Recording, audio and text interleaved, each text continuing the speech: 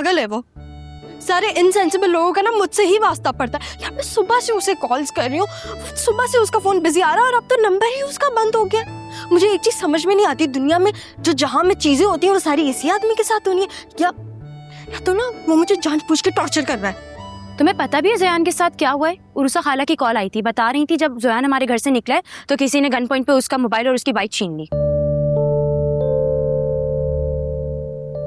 ओह अच्छा, मैं चाय बना देती हूँ।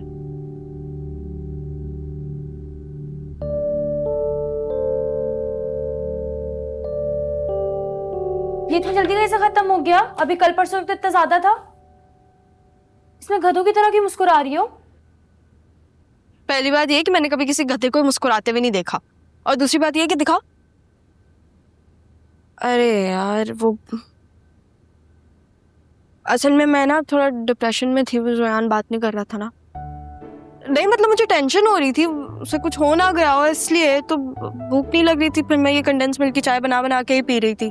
मर जाओ बद्दो जाके कहीं, मेरा इतना दिल था कंडेंस मिल्क वाली चाय पीने का। अच्छा ना, नाराज नहीं हो, मेरे पास एक आइडिया है, दूध पास करो।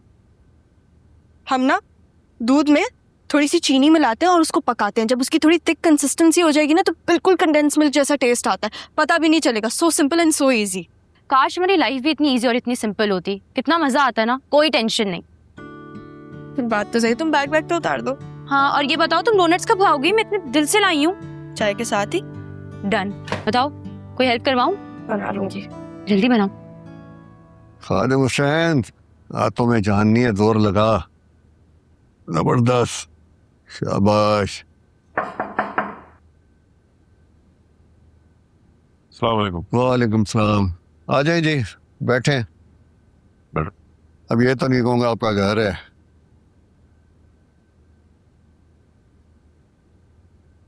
आप टीवी में नहीं आते? नहीं, बिल्कुल नहीं। वो खादिम हुसैन, ये वो बंदा नहीं लग रहा जो हम टीवी के ड्रामे शेरदाद में लड़की का बाप बना था और 2 नंबरियां कर रहा था, बाद में लड़के की माँ से इसकी सेटिंग हो जाती है। ओ नहीं सर, वो तो गिट्टा सा था, ये तो माशाल्लाह से बड़ा लंबा ऊंचा है। मेरा बेटा है ये। लगता है शादी लेट हुई है। काम की बात कर ले, पहले आप मेरी बात सुन ले। बोले जी। किसी ने मेरे बेटे की बाइक छीन ली है गन पॉइंट पर, और साथ में मोबाइल भी। खादिम हुसैन, धोखे मत डालना, कलर उतरता है। शाबाश। जी सर। हाँ बेटा, तुम बताओ कितने लोग थे, क्या टाइम था? सर वो कैफे खान वाला रोड था, फजर के बाद हुआ है जो भी हुआ है। तुम कहाँ से आ रहे थे? कोई पार्टी शार्टी करके आ रहे थे?